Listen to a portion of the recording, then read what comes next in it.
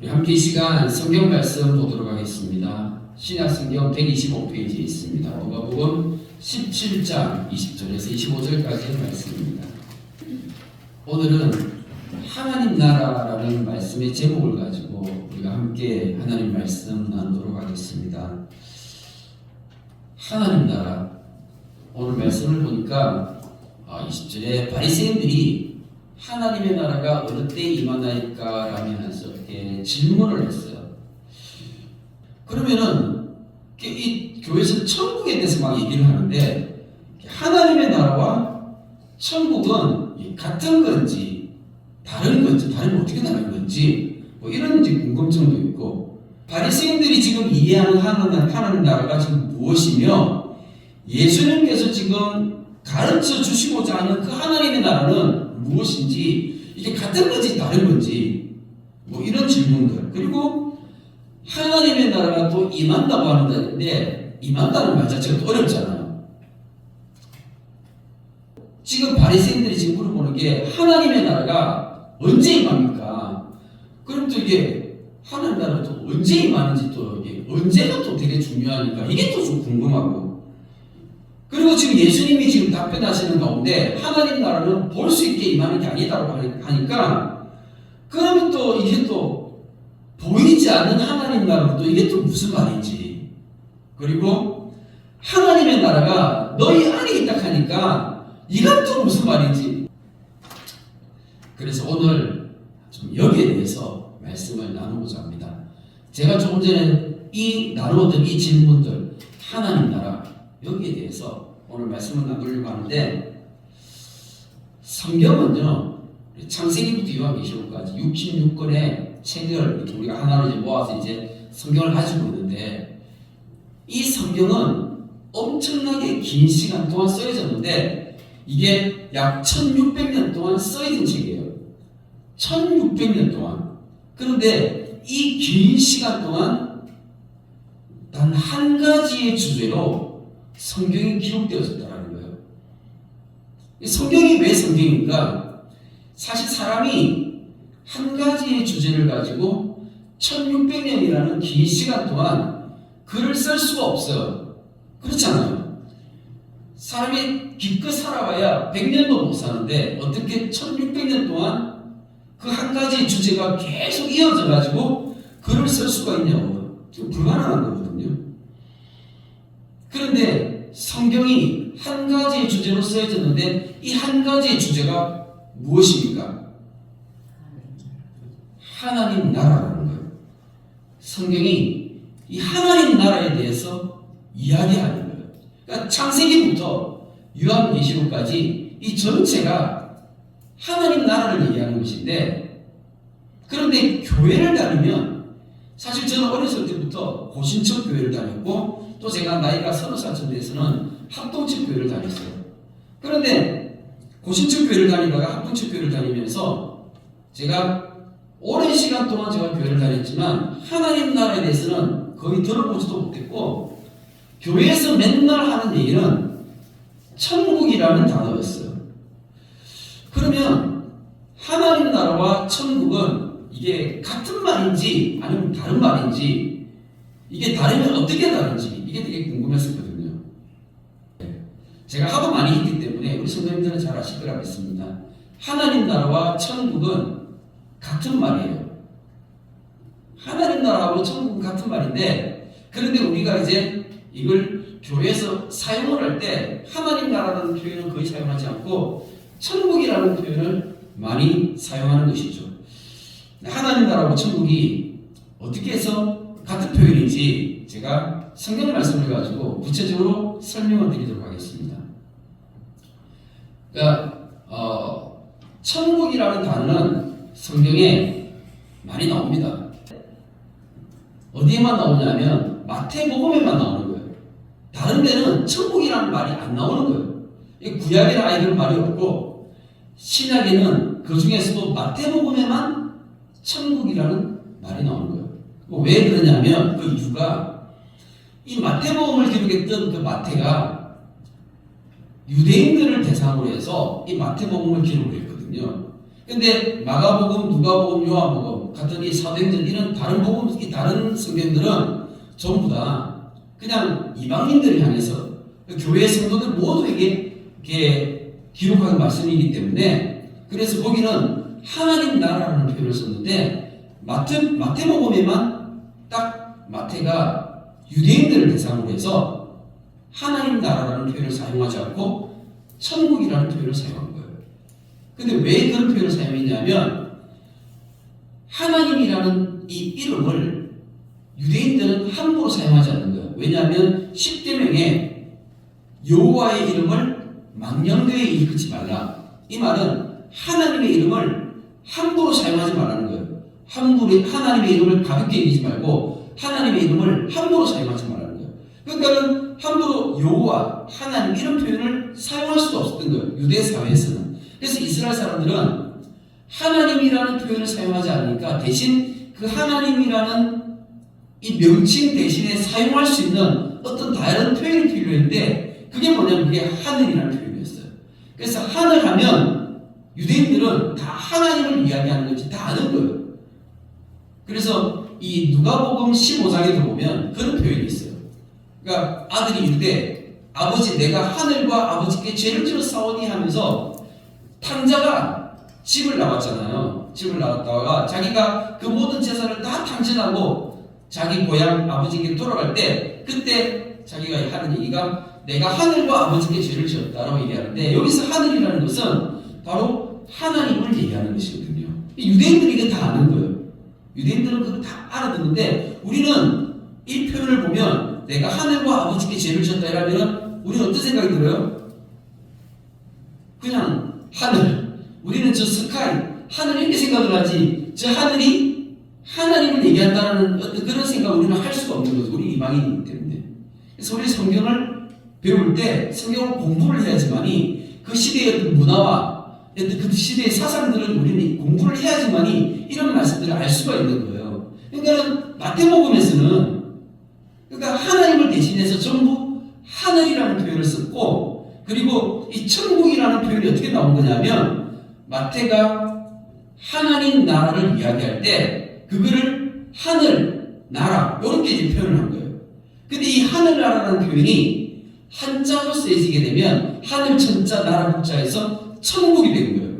그러니까 성경에서 분명히 나오는 이 천국이라는 것은 하나님 나라를 얘기하는 건데 근데 어떤 문제가 생겼냐면 우리 같은 사람들, 우리 이방인들은 그냥 천국 하면 어떤 생각이 들어요?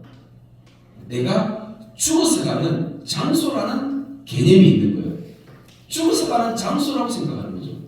그러다 보니까 이게 여러 가지 많은 오해들을 사게 된 것입니다. 그래서 일단 조금 성경의 어떤 그런 구체적인 예를 들어서 보면 마가복음 1장 15절에 보면 이런 말씀이 있죠. 이르시되 때가 찼고 하나님의 나라가 가까웠으니 회개하고 복음을 믿으라. 이렇게 하나님 나라는 단어가 나오죠. 근데 이 똑같은 말씀이 마태복음에는 어떻게 나오냐면 이때부터 예수께서 비로소 전파에 이르시되 회개하라 천국이 가까웠느니라.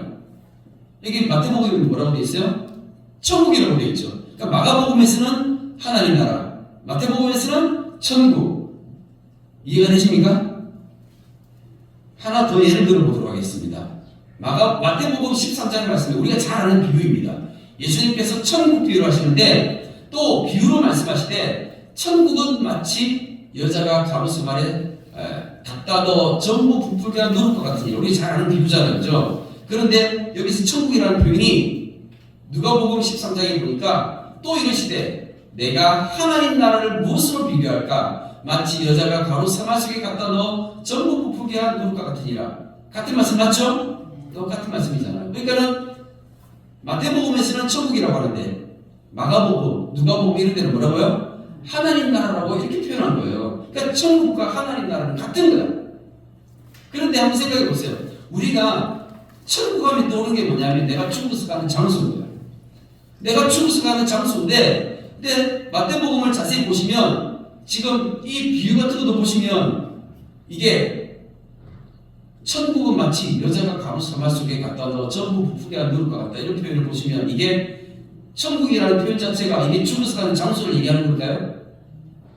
전혀 그런 게 아니죠. 그러니까 왜 우리가 성경을 읽었을 때 이 성경이 이해가 안 되고 이게 무슨 말인지 모르고 어려운 이유가 하나님 나라 천국을 오해했기 때문에 그런 거예요. 천국은 죽어서 가는 장소를 얘기하는 게 아니거든요. 천국이라는 이 표현은 하나님 나라와 같은 말인데, 그럼 하나님 나라가 뭔가? 하나님 나라라는 것은 하나님께서 친히 다스리고 통치하시는 그러한 하나님의 통치가 이루어지는 곳을 천국이라고 하는 거예요. 이거는 신학적인 표현이기 때문에 되게 어려워요. 이걸 오늘 제가 좀 쉽게 풀어서 말씀을 드리려고 합니다. 천국이라는 것을 이해하기 위해서는 먼저 천당이라는 것을 좀 이해를 해야 될 것 같아요. 우리가 예수 천당 불신지옥이라는 표현을 많이 쓰잖아요. 그러면 천국하고 천당은 같은 거예요, 다른 거예요? 이렇게 질문하면 또 어려워집니다. 천국과 천당은 완전히 다른 겁니다. 천국과 천당은 다른 거예요. 천당은 뭐죠? 천당은 바로 죽어서 가는 장소를 얘기하는 거예요. 천당은 죽어서 가는 장소를 얘기하는 건데, 그러면 우리가 읽는 이 성경에, 우리가 읽는 이 한글 성경에 천당이라는 단어가 몇 번 나올 것 같습니까? 혹시 성경을 읽으면서 성경 읽어보신 적 있으십니까? 솔직히 얘기해 보세요. 창세기부터 요한계시록 분은 다 읽어봤다. 다 읽어보셨습니까? 우리가 성경을 읽으면서 천당이라는 표현을 보신 적 있으세요? 한 번도 없죠.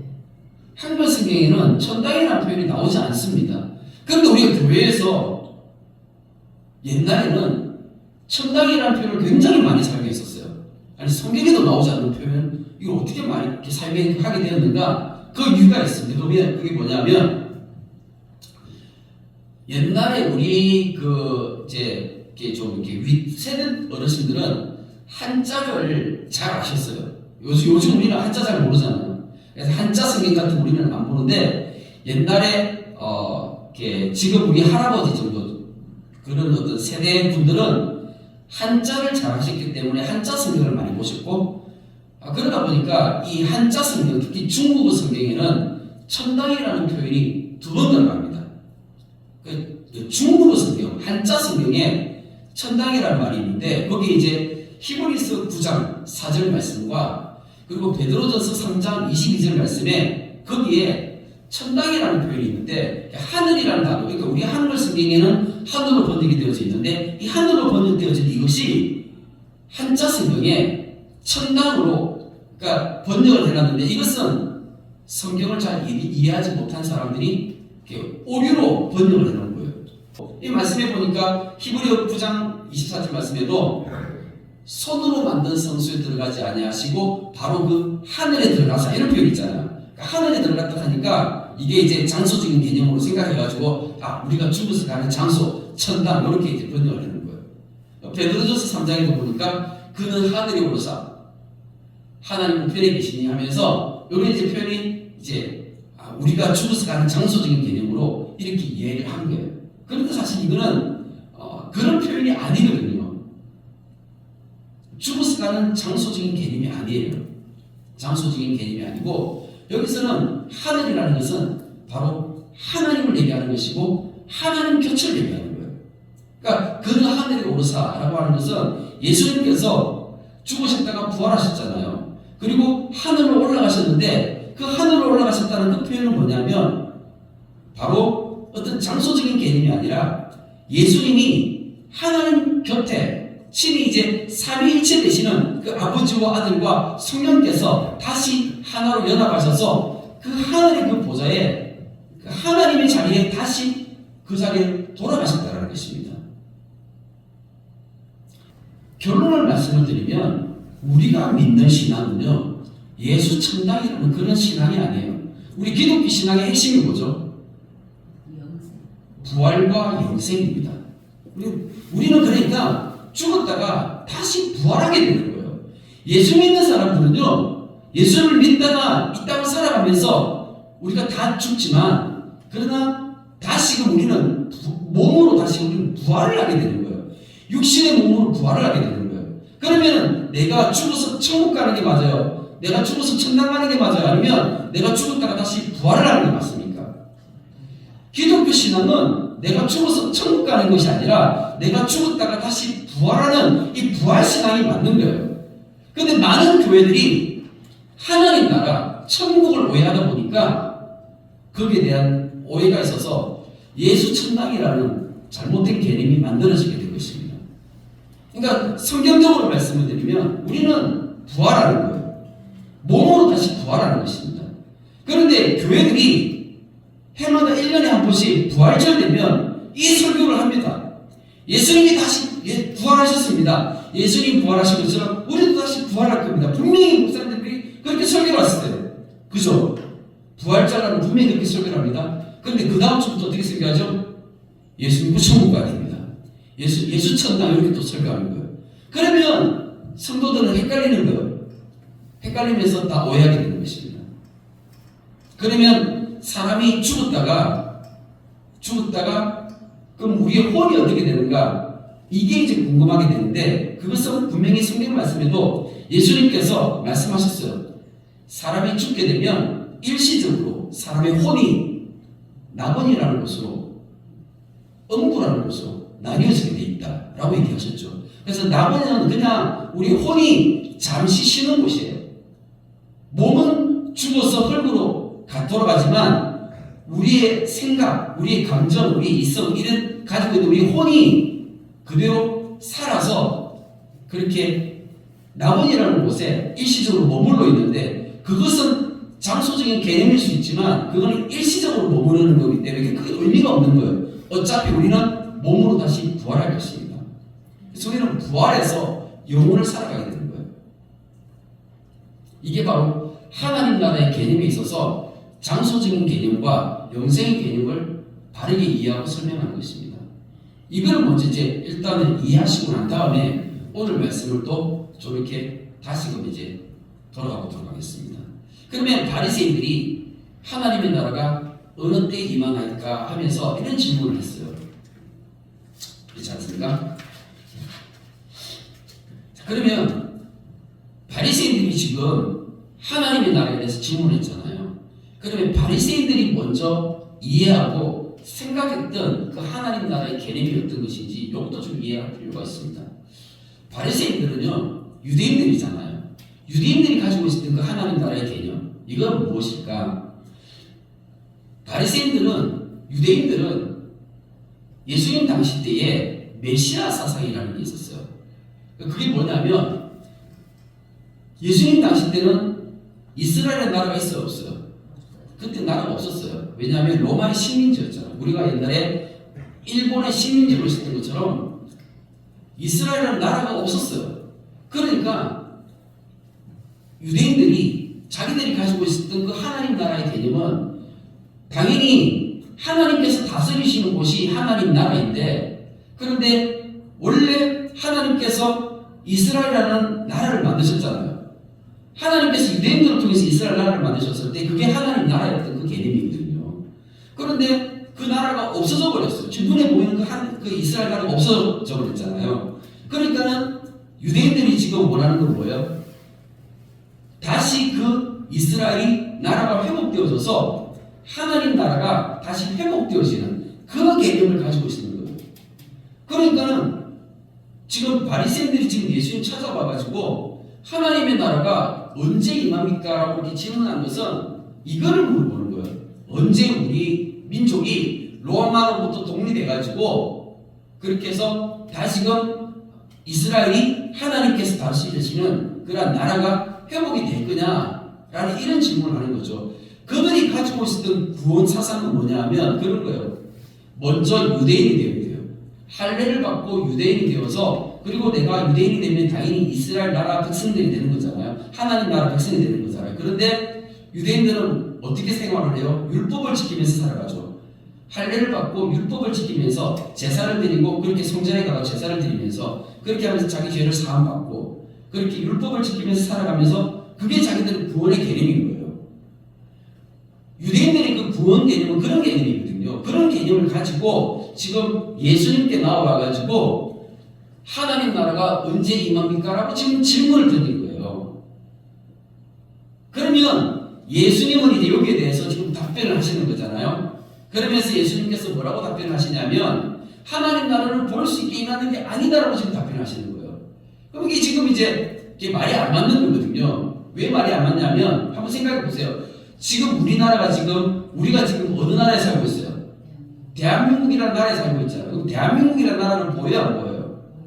보이죠. 왜냐하면 대한민국은 지금 대통령이 있고 정부가 구성되어져 있고 그리고 이 영토가 있잖아요. 이 영토가 있고 그리고 우리가 가지고 있는 주권이 있어서 선거를 통해 가지고 국회의원도 뽑고 대통령도 뽑고 하면서 이 모든 활동들을 다 하면서 나라가 우리 눈에 보이는 게 대한민국의 현실이잖아요. 대한민국이잖아요. 우리 보통 막 그런 얘기 하잖아요. 이게 나라입니까? 이게 나라냐? 뭐 이렇게 하면서 대한민국이 지금 현실이라고 얘기하는데 이게 대한민국이 있는 거잖아요. 이게 나라잖아, 나라. 그런데 우리가 이 나라가 항상 있었던 것이 아니라 불과 70년 전에 일본에 의해서 식민지가 있다가 우리가 광복을 했어요. 그러니까 나라가 없다가 어떻게요? 나라가 세워졌잖아요. 그게 눈에 보여요, 안 보여요? 눈에 보였잖아요. 눈에 보인 것처럼 유대인들은 그렇게 눈에 보이지는 그 하나님 나라를 이야기하는데 예수님은 하나님 나라는 볼 수 있게 임하는 게 아니다라고 좀 얘기를 하시는 거예요. 그러면 예수님께서 이야기하시는 지금 하나님 나라가 뭔지 이게 또 이렇게 지금 또 이렇게 맞지 않는 거잖아요. 그러니까 이걸 또 이해하셔야 됩니다. 쉬워요, 어려워요? 그냥 무지 어렵죠. 이 질문이 무지무지 어려운 질문이기 때문에 그동안 많은 오해가 있었던 것입니다. 하나님 나라의 이 주제는요, 사실 성경 전체의 주제일 뿐만 아니라 예수님께서 아까 우리가 말씀해봤지만 예수님께서 처음 공생의 사역을 시작하시면서 등장했을 때 예수님께서 뭐라고 하셨어요? 회개하라, 하나님 나라 천국이 가까워하느니 하면서 회개하러 가시면서 하나님 나라에서 대해서 먼저 선포하셨거든요. 그리고 예수님께서 죽었다가 다시 부활하셔서 그리고 40일 동안 이 땅에 계시면서 하늘로 올라가셨어요. 그런데 40일 동안 그 자리에 머무르시면서 그때 제자들에게 다시 가르쳤던 게 뭔지 아세요? 이게 사도행전 1장에 나오는데 하나님 나라에 대해서 가르치는 거예요.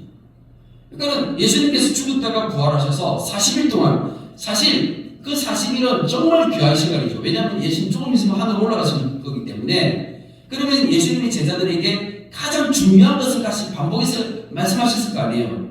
근데 그게 뭐라고요? 하나님 나라라고요. 그 사도 행전을 보면 또 사도 바울이 열심히 복음을 전했고 그 사도 바울이 열심히 복음을 전했던 그 복음의 내용이 뭐냐면 그게 하나님 나라라는 거예요.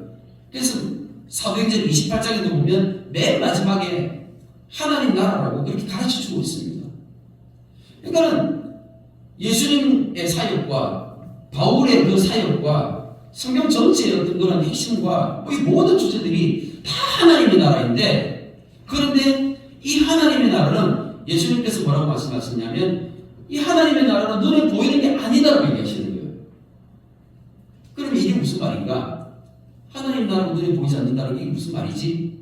자, 이 말씀을 이해하기 위해서 21절 말씀에 또 여기 있다 저기 있다고도 못하리니 하나님의 나라는 너희 안에 있느니라라고 얘기하고 있어요. 자, 그러면 이 말씀을 통해서 우리가 그동안 어떻게 설교를 들었습니까? 하나님 나라는 너희 안에 있다 이라면 이 너희 안에 있다는 이 말이 무슨 말이죠? 우리가 보통 그렇게 생각을 하시죠? 뭐냐면 그동안 설교를 그렇게 들었어요. 이거는 심령 천국을 얘기한다 하면서 너의 마음속에 천국이 이루어지는 거야. 그러면 한번 진짜 좀 묻고 싶습니다. 우리 성도님들 마음 가운데 진짜 천국이 이루어졌습니까? 진짜 천국이 이루어졌으면 우리가 일반적으로 교회에서 보통 그렇게 설교를 듣고 그렇게 배워왔잖아요. 그 마음속에 심령 천국이 이루어졌으면 그러면 근심 걱정 없고 날마다 기쁘고 감사하고 지금 그렇게 생활하고 계십니까? 교회를 수십 년을 다녀도 이게 안 되잖아요. 그렇지 않아요? 그럼 이 말씀이 맞는 건가요?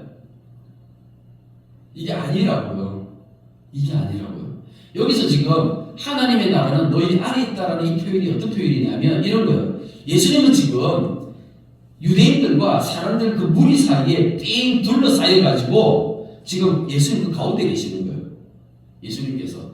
그러니까 사람들 무리 사이에서 빙 둘러싸여 가지고 예수님께서 그 가운데 계시는데 예수님이 뭐라고 하냐면 야 하나님의 나라는 너희 안에 있어. 이 말은 다르게 얘기하면 내가 지금 너희들 지금 안에 있잖아. 내가 지금 너희 사이에 있잖아. 이 말씀이거든요. 지금 무슨 말씀하시는 거예요? 이거는 예수님께서 내가 하나님 나라야 라는 표현인 거예요. 내가 하나님 나라야. 그러니까 예수님을 주변에 내려가지고 사람들이 지금 빙 둘러싸여 있는데 그 둘러싸여 있는 그 가운데 예수님께서 그 안에 그 사이에 가운데 딱 계시면서 하나님 나라는 너희 안에 나야 나 이 말이거든요. 그러니까 이게 이제 사람들 이거는 사실 우리가 한글 성경을 봐서 이해하기 힘든 거죠 사실. 그런데 이게 헬라어 원문을 보면 여기 너희 안에라는 표현이 그런 표현이에요. 그래서 예수님께서 내가 곧 하나님 나라야라는 말씀이거든요. 그러니까 하나님 나라라는 것은 하나님께서 친히 다스리고 통치하시는 건데 예수님이 그는 누구시라는 거예요? 예수님이 곧 하나님이시라는 거예요. 내가 곧 하나님이야. 내가 하나님의 아들이라고 예수님께서 그렇게 말씀하셨잖아요. 예수님께서 친히 하나님의 아들이라고 말씀하셨기 때문에 예수님이 하나님 나라가 되시는 거예요. 내가 다스리고 내가 주인이고 내가 왕이면 곧 거기가 하나님 나라라는 거예요. 그러니까 지금 바리새인들이 이거를 받아들였겠습니까? 바리새인들이 어떻게 못 받아들이죠? 바리새인들은 예수님을 주라고 시인합니까? 바리새인들이 예수님을 믿고 따랐나요? 그렇지 않죠. 그게 안 되었잖아요. 그러니까는 이 말씀은 그 말씀인 거예요. 그러면 하나님 나라가 볼 수 있다 없다 해서 하나님 나라는 볼 수 있게 임하는 것이 아니라는 것은 하나님 나라는 눈에 안 보인다는 거잖아요. 그럼 이게 무슨 말인가? 여기서 이해하셔야 되는 거예요. 뭐냐면 예수님이 내가 곧 하나님 나라인데 나를 믿고 나를 따르는 그가 바로 하나님 나라의 백성이며 이게 바로 예수님과 내가 이 예수님을 따르는 그 제자 내가 곧 두 사람이 이렇게 모이면 그게 뭐라고요? 하나님 나라라는 거예요. 그러니까 예수님이 왕이 되시고 예수님을 따르는 제자 이 내가 함께 같이 있으면 그럼 이 두 사람이 예수님과 내가 하나님의 나라가 된다는 거예요. 그리고 어디서 살고 있어요? 바로 지금 우리가 살고 있는 이 땅 위에 지금 우리가 살고 있잖아요. 그러니까 이게 나라의 개념이 왕이 있어야 되고요. 백성이 있어야 되고 그리고 살고 있는 땅이 있어야 되잖아요. 이 모든 것이 다 이루어지는 거예요. 이게 하나님 나라의 개념인 거예요. 그러니까 우리에게 성경은 처음부터 끝까지 이걸 얘기하는 거예요. 우리가 어디서 영원토록 살아가는가? 이 땅 위에서 살아가는 거예요. 그런 사람들은 또 생각이 들거든요. 뭐냐면 아니 우리가 영원토록 살아가기에 이 지구는 너무 좁지 않냐라고 생각할 수 있잖아요. 그죠? 성경에서 말하는 이 땅이라는 것은 지구만을 얘기하는 것이 아닙니다. 즉 우주 공간에 펼쳐져 있는 수많은 별들 이 모든 별들이 하나님께서 우리에게 영원토록 선물로 주셔서 우리가 영원토록 저 우주의 속에 있는 수많은 별들을 하나하나 정복해 나가면서 우리가 저것들을 다스리고 하나님의 땅으로 만들어갈 것입니다. 이게 우리가 믿는 하나님 나라의 기독교 사상이고 이게 성경이 주는 가르침이에요. 하나님 나라가 예수님께서 지금 이렇게 하나님 나라 눈에 보이지 않는다고 했잖아요. 근데 이거를 이제 조금 이해하기 위해서 한 가지 예를 들어보도록 하겠습니다. 하나님 나라 눈에 보이지 않는다. 당연히 안 보이죠. 누가복음 19장에 보면 우리가 잘 아는 사람이 나온다. 삭개오. 예수님께서 여리고성에 가셨을 때 거기서 삭개오를 만났는데 그런데 누가복음 19장에 예수님께서 뭐라고 말씀하셨냐면 오늘 구원이 이 집에 이르렀다라고 얘기하셨어요. 그런데 구원이 이르렀다라는 이 말은 다른 말로 하면 이 사람이 하나님 나라의 백성이 되었고 이제 하나님의 자녀가 되었다는 그 말이거든요. 그러면 삭개오가 어떻게 해서 구원을 받을 수 있었는가? 이게 중요한 거잖아요. 삭개오가 어떻게 해서 구원을 받을 수 있었는가? 삭개오가 뭐라고 얘기하냐면 8절을 보니까 삭개오가 서서 주께 여짜오되 주여 보시옵소서 내 소유의 절반을 가난한 자들에게 주겠사오며 만일 누구의 것을 속여 빼앗은 일이 있으면 내가 쩌리라 갚겠나이다 하면서 이렇게 얘기를 했어요. 그러면 누가 보더라도 삭개오는 이제 어떤 사람으로 바뀌었어요? 원래는 나쁜 사람이었는데 이제 착한 사람으로 바뀌어졌죠. 그러면 한번 생각해 보세요. 우리가 착한 사람이면 그럼 구원받은 건가요? 착한 사람이라고 구원받은 게 아니에요. 그거는 성경을 완전히 잘못 오해한 것입니다. 지금 분명히 이 말씀에도 누가복음 19장 말씀에도 삭개오가 예수님을 만났을 그때에 뭐라고 되어 있냐면 예수님이 죄인의 집에 들어가셨다고 하셨어요. 삭개오를 죄인이라고 표현했거든요. 그런데 이 죄인이 예수님을 만나서 구원을 받았어요.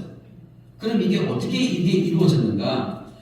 예수님이 그 집에 들어가셨을 때 같이 식사하고 많은 대화들을 나누셨지 않겠습니까?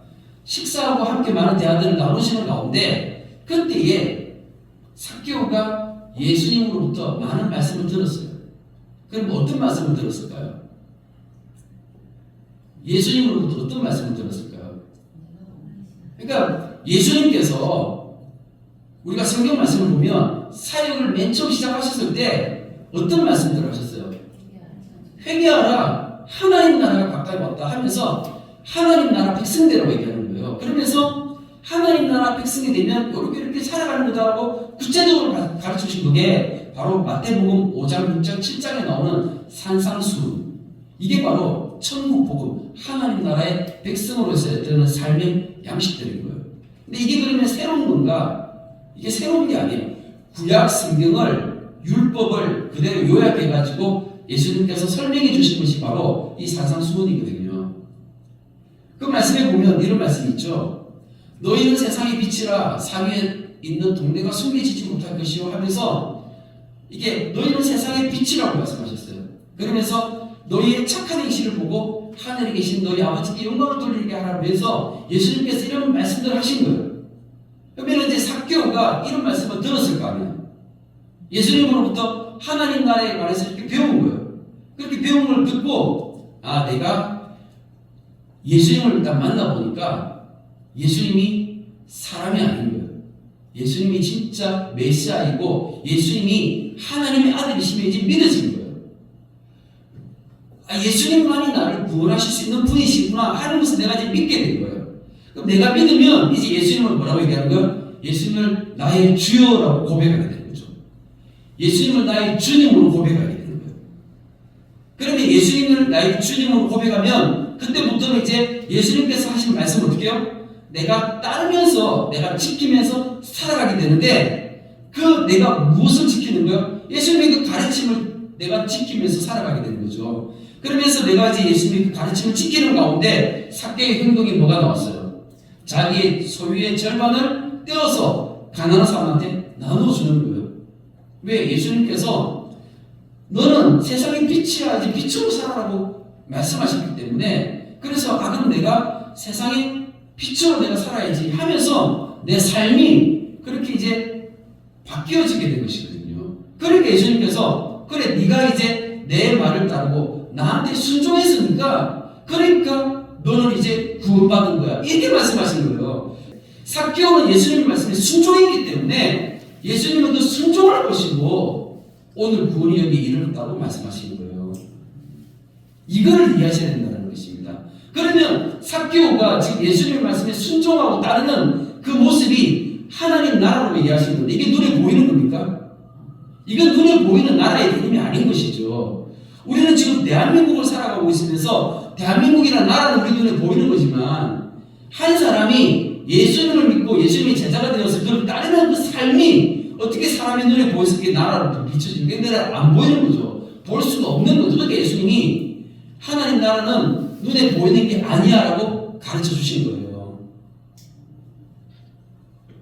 그러면서 예수님께서 또 여기 있다 저기 있다고도 못하리니 하나님의 나라는 너희 안에 있다라고 하시면서 내가 곧 하나님의 나라 다라고 말씀하신 것입니다.